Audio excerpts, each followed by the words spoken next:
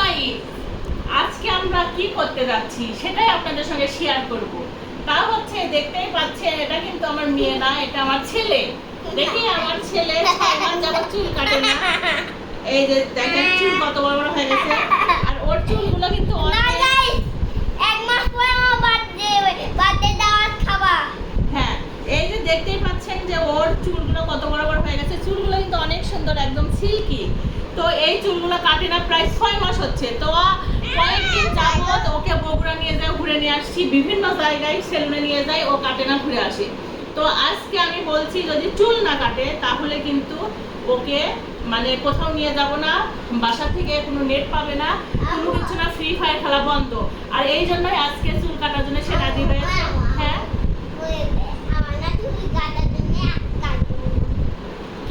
তো গাইস অবশেষে কিন্তু আমার বাড়িতে নাপিত চলে আসছে।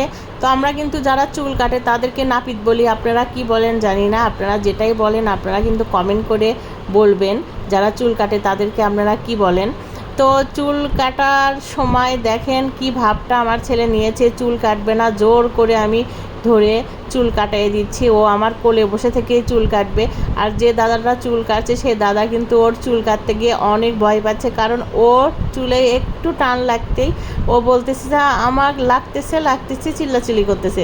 তো এই জন্য কিন্তু মানে অনেক সাবধানে চুল আমারও একটু ভয় লাগছিল, কারণ আমার ছেলে যে লাপালাপি করতেছিল, হঠাৎ যদি ওর কোথাও কেটে টেটে যায় তখন আবার সমস্যা হয়ে যাবে। কারণ আমার ছেলের রক্তের গ্রুপটা একটু ভিন্ন, ওর রক্তের গ্রুপ AB নেগেটিভ। আর AB নেগেটিভ রক্তটা তো পাওয়া যায় না, এটা তো আপনারা অনেকেই জানেন। দাদাকে বলছিলাম দাদা একটু সাবধানে কাটেন, কোথাও যেন ওর কেটে না যায়, কারণ ও তো অনেক দুষ্ট, অনেক লাপালাপি করতেছে।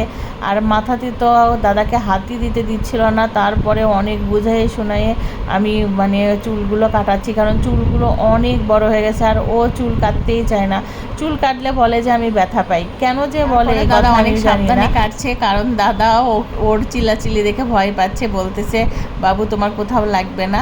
তো যাই হোক, ওর মুখে চুল পড়তেই দিচ্ছে না, চুল যতই মুখে পড়তেছে বারবার আবার আমাকে ঝেড়ে দিতে হচ্ছে। আর একটু টান লাগতেই শুধু চিল্লাচিল্লি করতেছে আমার লাগছে।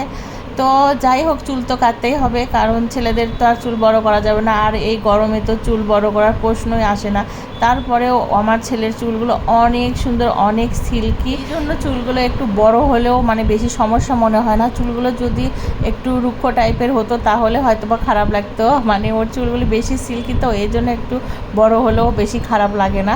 তো দেখুন কতগুলো চুল মানে কেটে ফেলে দেওয়া হয়েছে, এতগুলো চুল ওর মাথায় ছিল। এখন আপনাদেরকে দেখাবো আমার ছেলের চুলগুলো, মানে কত সুন্দর সিল্কি। আসলে কাটার পরে আমারও খারাপ লাগছে, এটা যদি আমার মেয়ে বাচ্চা হতো চুলগুলো আমি একদমই কাটতাম না। আমার ছেলেকে কেমন লাগছে, এই যে দুষ্টটাকে কেমন লাগছে এখন একটু বলুন তো সবাই কমেন্ট করে।